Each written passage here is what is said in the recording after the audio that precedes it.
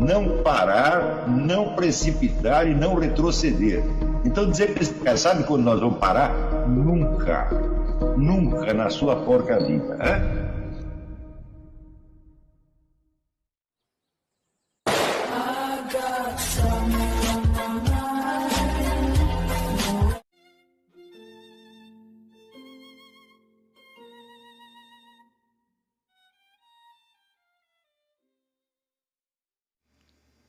E aí pessoal, tranquilo? Então vem aqui antes do vídeo começar, pedir para vocês se inscreverem, quem não for inscrito, compartilhar, curtir, comentar. Quem puder seja membro do canal, que isso ajuda bastante. Tem também o link do Apoia-se. Quem puder ajudar nosso canal e apoiar financeiramente vai ser muito bem-vindo. Mas o mais importante é transmitir o conteúdo e os conhecimentos do professor Olavo de Carvalho para mais e mais brasileiros. Então compartilhe e ajude aí nossa causa. Muito obrigado a todos os membros, apoiadores do canal. Fico muito feliz. Tenho certeza que a gente está no caminho certo. Então fiquem com o vídeo e até mais. Valeu! Então, se você está inserido numa determinada comunidade profissional, acadêmica, então certamente o seu nível de avanço, a sua qualificação será medida pelos seus pares e pela sua adequação à profissão que ali é exercida. Essa profissão é exercida hoje numa base que imita a das ciências, tá certo? Onde cada um faz uma contribuiçãozinha, tá certo? Muito especializada, aquilo vai somando um efeito e criando uma espécie de consenso, né? Entre uma comunidade de profissionais. Comunidade que hoje é, vamos dizer, multitudinária, quase ilimitada. Tá certo? Porém, isso aí se coloca, de algum modo, nos antípodas do que seria a educação tal como a entendia Sócrates, Platão e Aristóteles, e como a entende toda a tradição filosófica, onde o que se tem em vista não é a adequação do indivíduo a um grupo profissional, tá certo? Mas a criação de um spoldaios, de um homem maduro. Eu acho que essas duas coisas vão se tornando... Não, poderia não existir um conflito entre essas duas coisas, mas o fato é que existe, e na situação atual elas se tornam quase que incompatíveis. Eu acho que é muito difícil o indivíduo se enquadrar numa profissão universitária direitinho e ser aceito pelos seus pares, desempenhar lá as suas funções, criar o seu currículo e, ao mesmo tempo, adquirir uma maturidade intelectual. Essa coisa que está se tornando cada vez mais impossível, pelo fato mesmo de que a filosofia está se tornando uma atividade especializada. Quer dizer, cada um só lida com determinados pedacinhos, usando, vamos dizer, critérios consensuais, vamos dizer, de ciências inteiras, e devendo se submeter aos critérios de validade já assentados numa discussão coletiva. Ou seja, como você fazer um trabalho de filosofia hoje é como você fazer qualquer trabalho científico. Acontece o seguinte: o trabalho científico ele não se destina aos leitores em geral. Ele não é feito para entrar no debate cultural geral, mas apenas para servir a determinadas finalidades profissionais e econômicas muito claras, muito definidas, né? Então, por exemplo, vamos supor que o indivíduo está pesquisando um remédio qualquer, tá certo? E ele descobre o remédio. Bom, o que ele vai fazer com isso aí? Vai publicar em tudo quanto é jornal? Fala, não interessa isso aí. Vai publicar numa revista científica para que isto chegue na orelha de algum laboratório. O laboratório, então, possa criar os meios de industrializar aquele remédio. Ou seja, isso se destina a um público ainda mais especializado, né, do que o primeiro círculo de leitores, que são os colegas. Por exemplo, se um sujeito escreve um trabalho médico e isso só é lido pelos colegas e não chega na orelha de laboratório nenhum, simplesmente não teve efeito. Nós sabemos que as publicações médicas, e eu mesmo sei disso porque durante anos eu fui editor de 2 revistas médicas importantes, que eram Atualidades Médicas e Clínica Geral. Não sei se elas existem ainda, mas na época eram, sem dúvida, as mais importantes. Nós sabemos que toda a bibliografia médica, toda a produção de revistas médicas gira em torno de laboratórios. Os laboratórios decidem o que você vai escrever, decidem o que você vai receitar, tá certo? E antes, por exemplo, na hora de planejar uma edição da revista, já tínhamos que ver o seguinte: quais são os remédios que serão receitados, quais são os laboratórios beneficiados. É lá mesmo que nós vamos pedir anúncio. Isso então fica um círculo de autorrepetição, né? Mas isso é normal nesta profissão. Quer dizer, o público a que se dirige a pesquisa médica é de dois tipos: são os próprios médicos e é o pessoal do laboratório, sem dúvida. E também, vamos dizer, os chefes de departamentos de pesquisa, etc., que podem dar mais verba para o nego continuar estudando. Isso não entra no debate cultural geral de maneira alguma, por causa, precisamente, das aplicações técnicas industriais que tem esse tipo de trabalho. Mas pergunto eu, que aplicação técnica industrial tem os trabalhos de filosofia? Nenhum, zero. Tá certo? Então, imitar o procedimento, vamos dizer, das ciências no campo da filosofia vira uma coisa simplesmente caricatural. Quer dizer, você está fazendo trabalhos profissionais para pessoal, apenas para os seus colegas que vão ler e comentar e aí continuar discutindo indefinidamente, sem que isso jamais possa se integrar, seja no debate cultural geral, seja no processo econômico. Economicamente não tem função alguma, tá certo? E como função social tem apenas a de manter, alimentar esse mesmo círculo de pessoas. Então vira uma atividade altamente masturbatória. É evidente que quem se forma aí, ele é orientado, vamos dizer, por um critério de respeitabilidade, de seriedade, que é o da sua comunidade profissional. Mas, perguntei, o que esse critério tem a ver com a verdadeira maturidade intelectual? Absolutamente nada. Porque aí é como nas ciências, por exemplo, o sujeito para fazer um trabalho científico muito bom, sei lá, na área de matemática, de física, ele não precisa de maturidade intelectual nenhuma, basta o treinamento especializado naquele ponto. Ele pode ser um sujeito infantil, pode ser um psicopata, pode ser até como é que se diz, um retardado mental com um gênio especializado.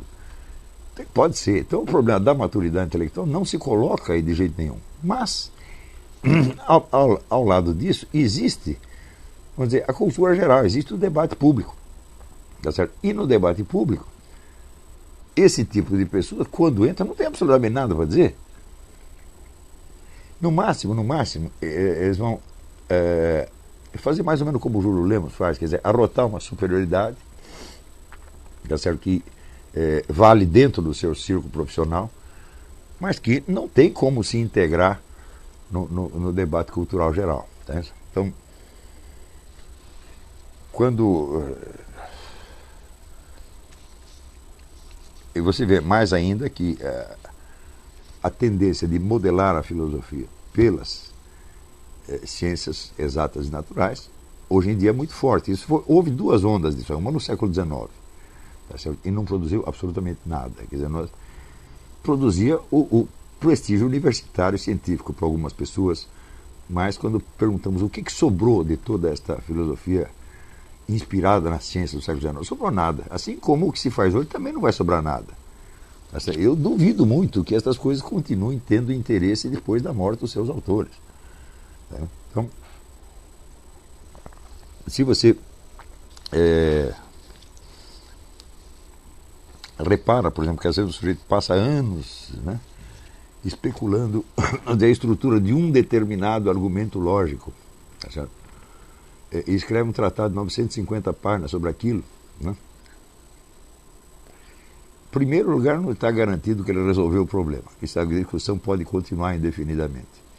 Né? Não existe em filosofia o critério da verificabilidade final, tá certo? Como existe na ciência também.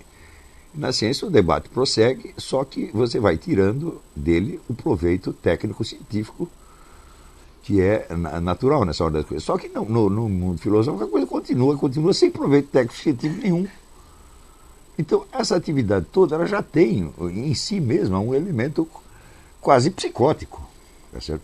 E não é de estranhar que as pessoas que estão envolvidas nisso, em geral, quanto mais elas se aperfeiçoam nas técnicas, na lógica, na arte da argumentação, etc., etc., menos tem alguma coisa interessante a dizer sobre a realidade. Então eles vão procurar a realidade no quê? Nas ciências. Lá existe sempre alguma realidade, não tem como escapar. Tá certo? Então, por exemplo, hoje existe um ramo que se chama a neurohistória da arte, muito interessante. Tem um autor chamado Beck Sandel que escreveu coisas muito interessantes, mas isso não é filosofia, isso é uma pesquisa científica. Então, e como é inevitável, como a ciência é uma atividade altamente progressiva, que está toda hora se substituindo a si mesma, é evidente que as teorias científicas são todas de durabilidade muito limitada.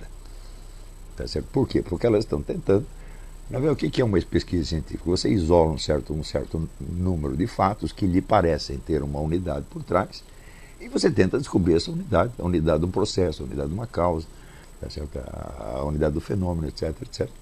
E é isso que você faz. Depois vem um outro sujeito e descreve de outra maneira, e de outra maneira, e de outra maneira, e assim por diante. A coisa não para, tá certo? Então essa ideia do aperfeiçoamento é inerente à própria ciência. Agora, a filosofia, por sua vez, ela busca princípios de inteligibilidade que devem durar. Ela não está inventando um princípio de inteligibilidade que vale só para agora. Né? Nós podemos dizer que na filosofia você tem em vez de você ter um elemento progressivo, você tem um elemento acumulativo. Quer dizer, onde tudo aquilo que foi conquistado ao longo do tempo conserva a sua atualidade. Você não pode dizer que Platão foi superado ou que Aristóteles foi superado. Não. Simplesmente outras coisas se empilharam ali e se somam com aquelas.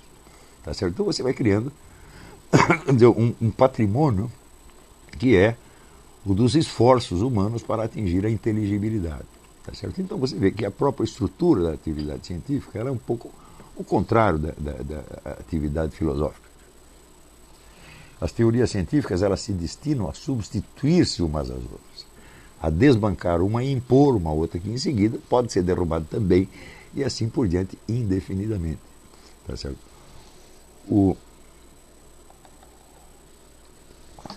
E em filosofia é impossível você fazer a mesma coisa.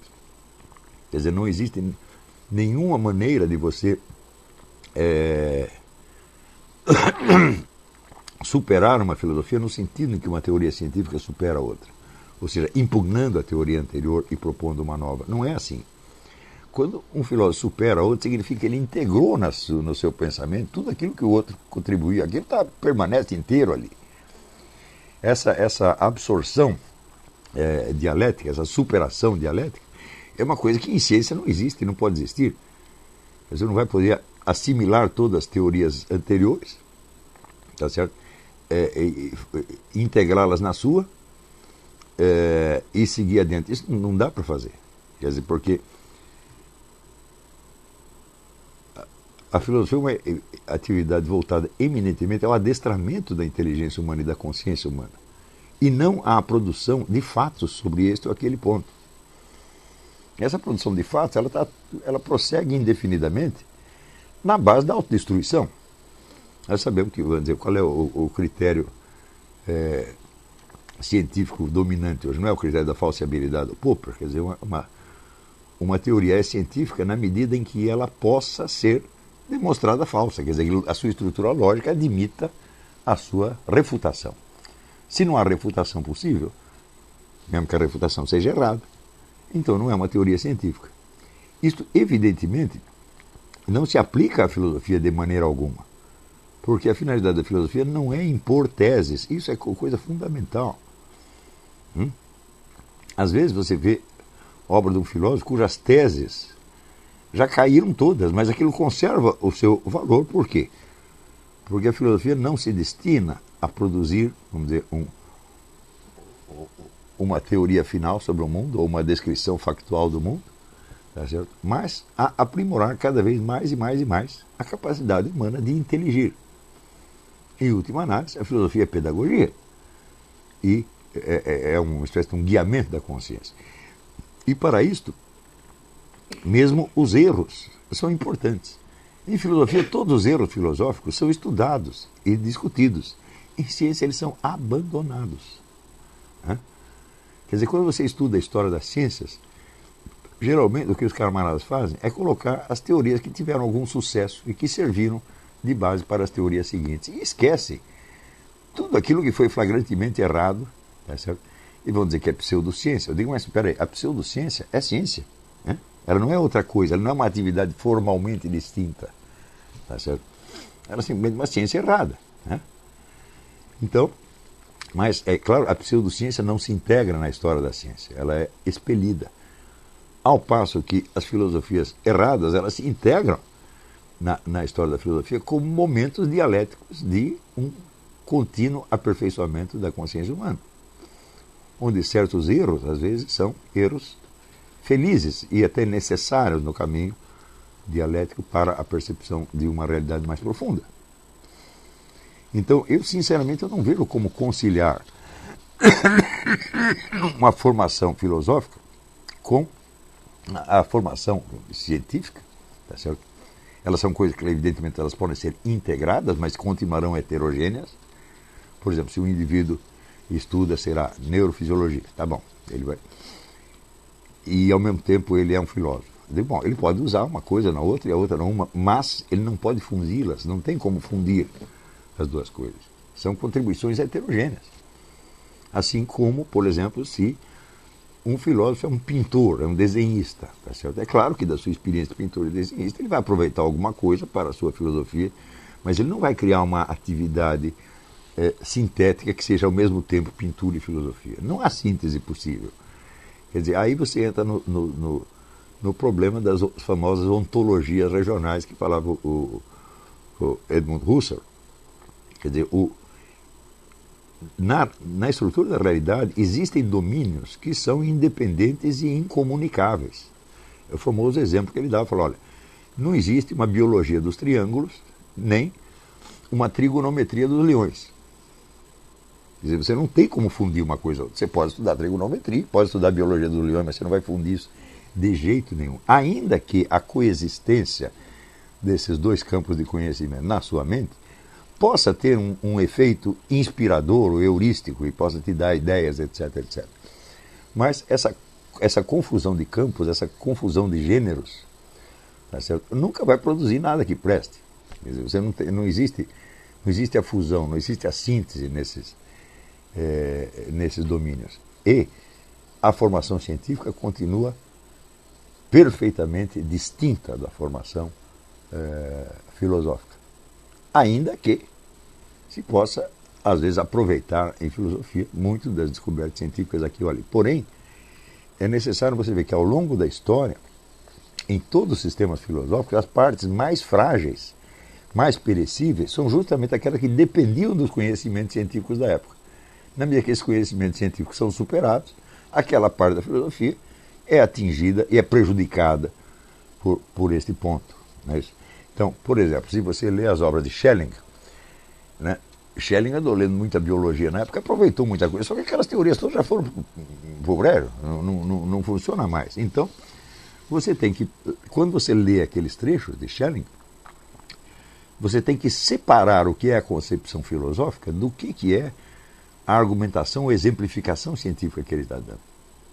E você vai ver que, em geral, a primeira vale independentemente da segunda. Ou seja, a elaboração filosófica está correta e é útil, ainda que o embasamento científico esteja falso. Isso aqui é uma constante, tá certo? Na história da filosofia.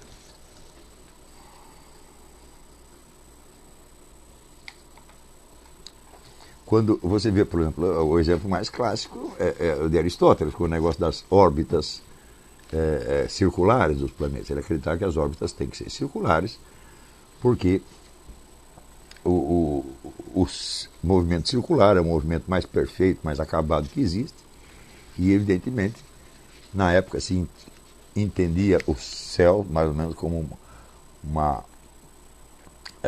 versão visível do mundo dos arquétipos, então teria que ter mais regularidade e uma forma mais perfeita do que qualquer acontecimento terrestre. E quando mais tarde vem Kepler descobre que as órbitas são elípticas, Tá certo? Mas, bom, isso aí impugnou a ideia do Aristóteles, do contraste entre, vamos dizer, os arquétipos e o mundo dos arquétipos permanentes e o mundo terrestre do fluxo, da impermanência. Não, continua válido do mesmo jeito. Só o exemplo que ele deu é que não funciona. Então, nós podemos dizer, a astronomia de Aristóteles foi derrubada, mas não a filosofia dele, né? E assim por diante, o século XIX está repleto. Quantos filósofos não se deixaram enganar por aquela famosa regra do Ernest Haeckel de que a ontogênese imita a filogênese, ou seja, o desenvolvimento do indivíduo passa por etapas que são similares ao desenvolvimento da sua espécie. Nós sabemos que as coisas não são assim, mas no século XIX muita gente boa acreditou nisso e pode ter tirado conclusões filosóficas. A validade das conclusões filosóficas, evidentemente, não depende desse exemplo científico, né? E assim por diante, quer dizer, não faz sentido você, ao mesmo tempo, afirmar que a ciência é uma atividade constantemente autocorretiva e autocrítica, tá certo? Onde tudo pode ser reexaminado e visto de outra maneira, né? E você querer fazer dela um modelo para a filosofia, tá certo? Onde justamente esta ideia da progressão e da progressão por substituição não vale, e onde o que vale é a acumulação de perspectivas.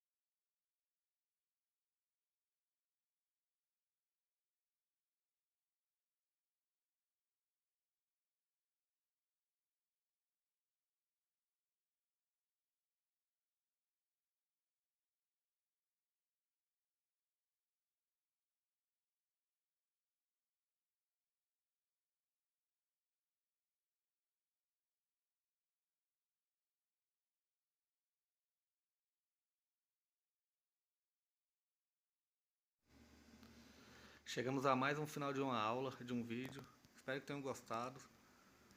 Quem não se inscreveu ainda, se inscreva, compartilhe, comente. Ajude o nosso canal, apoie, seja membro. E ajude o nosso canal a chegar a cada dia a mais brasileiros que precisam muito do conhecimento do professor Olavo de Carvalho. Então é isso aí, fique com Deus, até o próximo. Valeu! Então é isso aí, pessoal. Que é o nosso canal, que são alguns livros que eu já li. A maioria foi doação, mas alguns eu adquiri, professor Olavo de Carvalho. Alguns livros se perderam aí que eu emprestei, professor Alexandre Costa, a Bíblia Sagrada. 10 lições sobre Karl Marx. Indico a não ler esse livro, que é muito ruim mesmo. Alguns pensadores aqui que realmente, como o professor Olavo de Carvalho disse, não são pensadores. Valeu, tamo junto aí. Apoie nosso canal, seja membro.